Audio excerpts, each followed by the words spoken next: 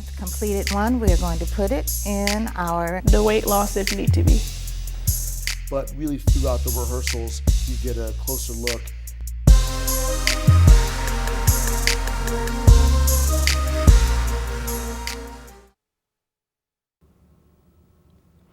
Hello, I am your host Danielle Sullivan, and welcome to another edition of The Focus Show. Today, my guest is Patricia Franklin, who is the Visual and Performing Arts Supervisor for Newport News Public Schools. Hello, and welcome to the show. Thank you very much. I'm great. How are you? I'm very well. So I'm going to just jump right into the questions. Sure. And what is your most favorite piece in the art gallery? Oh, that's very, very difficult. I don't think I have one favorite piece. I think if you take the entire gallery as one large installation work of art, then I'd have to say it's the entire installation. Nice. And I know that students can have their artwork on display. How many years has it been? How long have students have their art displayed? I don't know the answer to that for the entire school system, but I've been here, I think, 18 years, and I started the arts, the All-City Art Show the first year I was here, so I know it's been 18 years. It hasn't been at Downing Gross quite that long because they haven't been open quite that long. But we had our first art show there the very first year they opened, and I don't remember the exact year. And with art, there are different types of art, from abstract into simple 2D art. Yes. What can we expect to see in the gallery? A wonderful sampling of a lot of different types of artwork. There's not as much three-dimensional artwork there simply because we don't have the display space. So most of the work is two-dimensional or a mixed media type of artwork. And it ranges from our kindergarten students all the way up to our seniors, and our IB and AP students have work on display as well. So with that, what is the importance of a student's artwork being displayed? I think it's very important for the public to see the breadth of the work students do and the quality of the work that they do in our school system. So we want to encourage every student to have an experience in not just visual art, but in all of the art forms. This one particularly highlights visual art. I think the public appreciates that. We have a large turnout for our opening. And with some of these students who do have their art displayed, do you know if it led to other opportunities for them? It has in the past. We have had quite a few students who have work displayed continue to take art in middle and high school, and some have gone on to college and universities and become art teachers or professional artists, but they've all used their background in art in some way in their profession. Awesome. All right. Coming up, what does it take to put the art show together, and where will it go in the future? Stay tuned. Music and fine arts provide enriching experiences. They teach students that there can be more than one solution to a problem, more than one right answer, that mistakes are learning experiences, and present an opportunity to be creative and flexible. The arts encourage persistence and dedication. They require sustained concentration, personal reflection involving critical analysis, and self-adjustment to reach desired goals. These are essential 21st century skills. Skills recognized as important to productive career and citizen success. Each student deserves and benefits from an arts-rich education.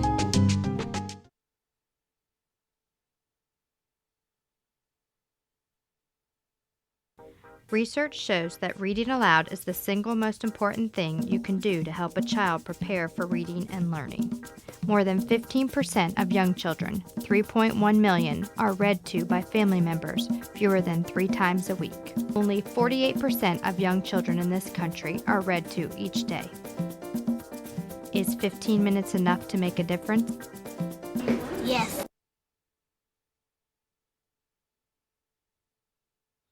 explore Virginia's natural heritage at the Virginia Living Museum, which is home to more than 250 species, such as fish, reptiles, birds, and even alligators.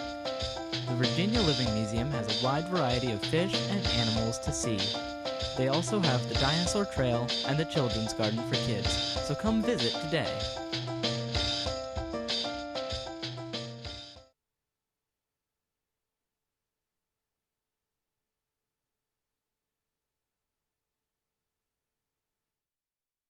Back to the Focus Show. I'm your host, Danielle Sullivan, and I'm here with Patricia Franklin. Today we are talking about the Students' Art Show at the Down & Gross Cultural Arts Center. So how long does it take for an art show to be put together? Half a year. Most of the teachers start collecting the artwork from their students right at the beginning of the year with the very first projects. And then before the show, they make the selections. Every art teacher in the Newport News Public School System has one display board, the two sides of one display board, or sometimes set side by side. And so they know approximately how much they need to collect to do their display. And then the day of installation, it takes on an average about 45 minutes for an art teacher to put up the artwork. Now, with years to come down for art, what direction do you want to see the art show going? I'd love for it to be bigger and bigger every year, of course. This year we were a little bit bigger because we have 5 additional art teachers in our system, which was wonderful.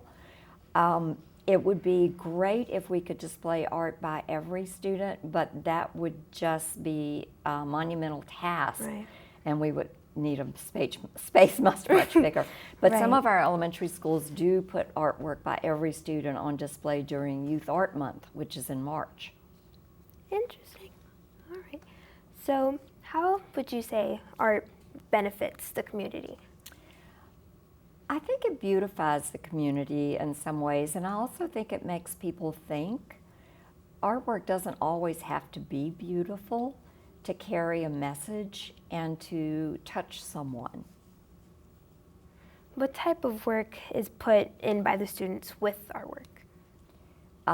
It's a wide variety. As I said, most of it is two-dimensional. Right. So drawing and painting predominate. There are some mixed media collage work and a few small three-dimensional pieces. Is there anything else you would like to add about the Down & Gross Cultural Arts Center Students Art Show? Just to encourage parents to attend and the public to attend to see the work that our students do. But I'd also like to encourage parents, I'm sorry. I'd like to encourage parents to look at Summer Institute for the Arts for their students who are rising 8th graders through rising 12th graders. That's so nice. All right.